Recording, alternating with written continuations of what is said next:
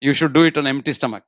You stand like this and then breathe in and breathe out, breathe out, breathe out, breathe out, breathe out. Sit without a chair. Breathe out, breathe out, breathe out, breathe out. Stand up, breathe in, breathe in. How do we get rid of the plaques in the arteries without statins, for example? And the second question is, if someone is detected with, say, 90% blockage or something, and having stent implanted is good or not? Good. Both questions are good. They are really good questions. You know what it shows?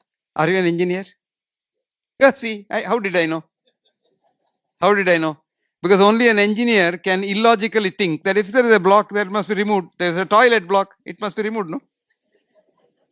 If the toilet pipe is blocked, water to come, you put a new pipe.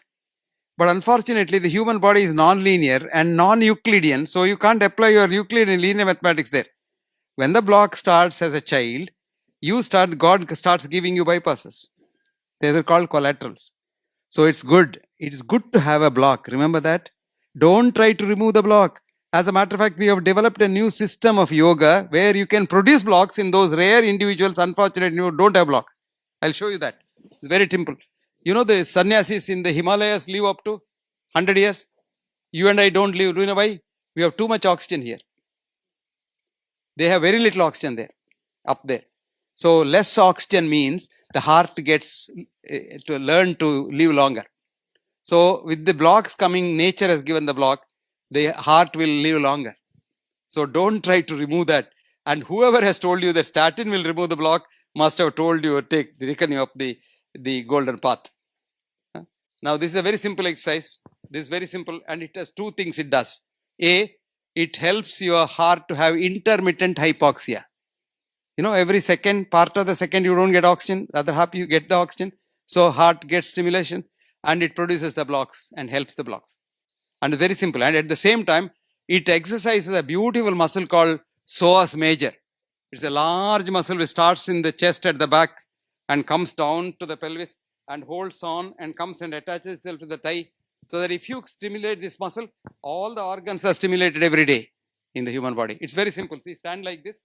Of course, now I've had a full breakfast. I shouldn't be doing it, but anyway, let me try. You should do it on empty stomach.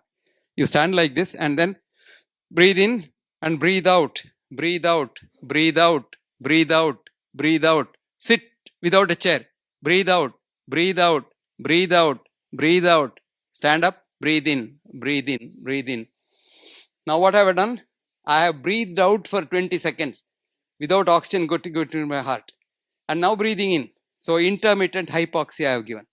Number two, I have stimulated my psoas. If you did it 5 times in the morning, 5 times in the evening, your blocks will increase.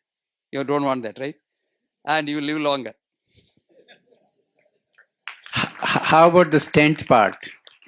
I didn't want to answer that. Actually, the stent will worsen the whole thing. Or a bypass surgery? No. Both will worsen the whole thing. Now, you will live after that because of the placebo effect. You shouldn't live after that. Actually, bypass surgery is associated with double the risk of heart attack afterwards, quadruple the risk of stroke afterwards, sudden death increases afterwards, heart failure increases afterwards. Nobody tells you this, but your pain goes. Pain goes. Pain went without the surgery also, you know that. I gave you an example of placebo effect. Now you think medicines will cure you? I'll give you a study. It's a very interesting study recently published. Published in one of the most prestigious journals called Science Translational Medicine, STM. And this was done in 4 universities, Oxford, Cambridge, Hamburg and Munich.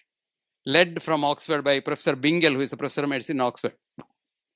You can write down. You can write, I'll give you a reference. Good. You have a clerk also. Paid clerk or unpaid clerk? Yeah. I saw an American plaque which said, I am the boss of the house. I have permission of my wife to say so. Go on. Tell. Write down. Bingel. B-I-N-G-E-L. Bingel et al. Et al. In Latin means and others. There are so many authors. I can't tell you all of them. And this name is The placebo effect, PLACEBO effect. And the journal is STM, Science Translational Medicine. Year is 2011. Volume is 3. Page is 70. You read this, what they have done is, they did a study of morphia. You know morphia? Biggest painkiller. And they took severe pain patients, severe pain, the like of which you can't even imagine. And they ran a drip of morphia in their vein. Okay? But told the patient, this is not morphia. This is a new vitamin we have found out for your disease. Your pain won't go, but you will get better. 100% patients' pain didn't go. Can you believe that?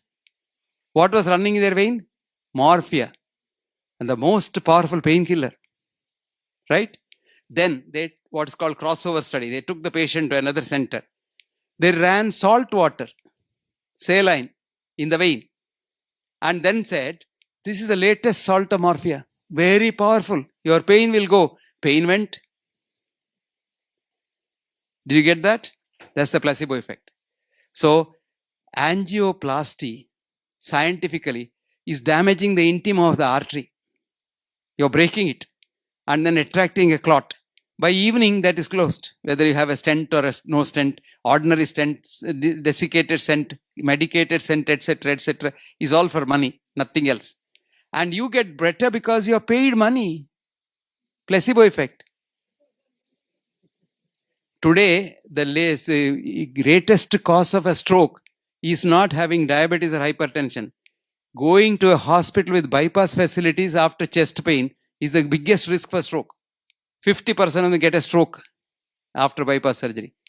97% of them get multiple emboli and the cognitive defect, which settles down to 47%. They don't know, they forget so many things.